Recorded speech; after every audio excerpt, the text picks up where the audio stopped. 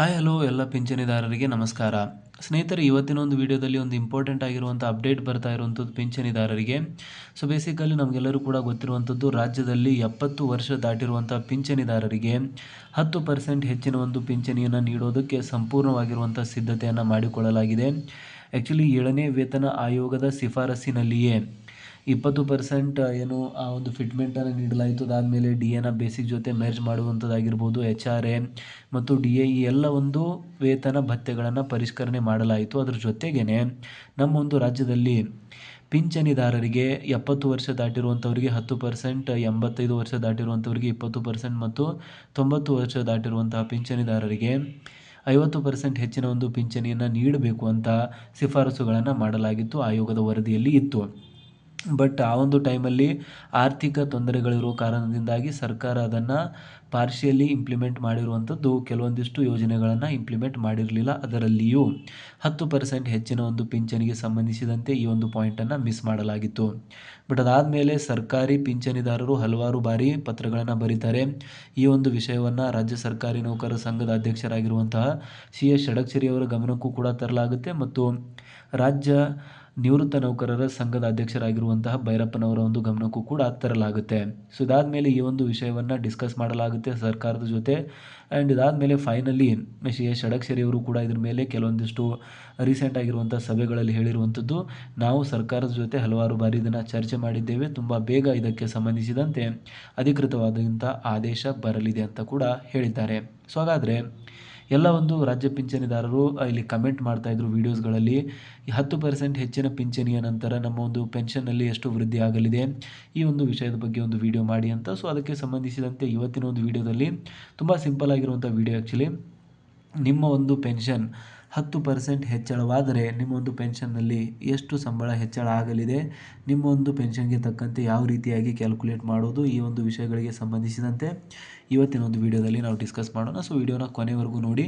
And ಚಾನಲ್ಗೆ ಇನ್ನೂ subscribe ಆಗಿಲ್ಲ ಅಂದರೆ ದಯವಿಟ್ಟು ಸಬ್ಸ್ಕ್ರೈಬ್ ಮಾಡ್ಕೊಳ್ಳಿ.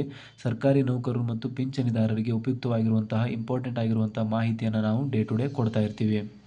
ಸೊ ಇಲ್ಲಿ ನೋಡ್ತಾ ಇರುವಂಥದ್ದು 10% ಹೆಚ್ಚಿನ ಪಿಂಚಣಿ ನಂತರ ನಿಮ್ಮ ಒಂದು ಸಂಬಳ ಎಷ್ಟಾಗಲಿದೆ ಅಂತ.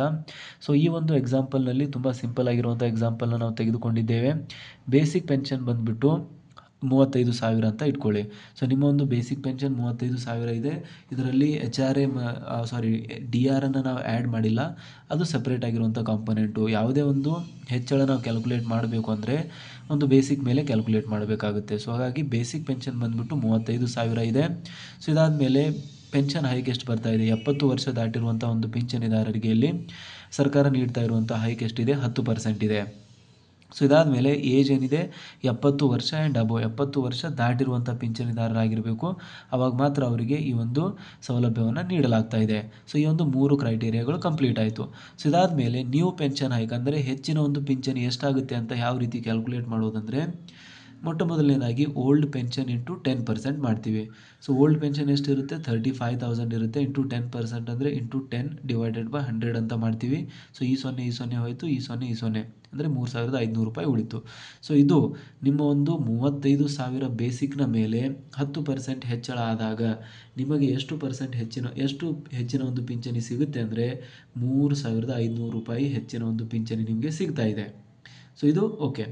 ಇದಾದ ಮೇಲೆ ಟೋಟಲ್ ಪೆನ್ಷನ್ ಬಂದುಬಿಟ್ಟು old pension plus new pension hike, ಹಳೆಯ ಪಿಂಚಣಿ ಪ್ಲಸ್ ಹೊಸ ಒಂದು ಪೆನ್ಷನಲ್ಲಿ ಎಷ್ಟು ಹೈಕ್ ಆಗಿದೆ ಅದನ್ನು ಇಲ್ಲಿ ನಾವು ಟೋಟಲ್ ಮಾಡಬೇಕಾಗುತ್ತೆ.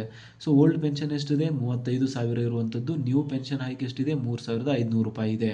ಸೊ ಎರಡನ್ನ ಆ್ಯಡ್ ಮಾಡಿದ್ರೆ 38,500 ರೂಪಾಯಿ ಆಯಿತು.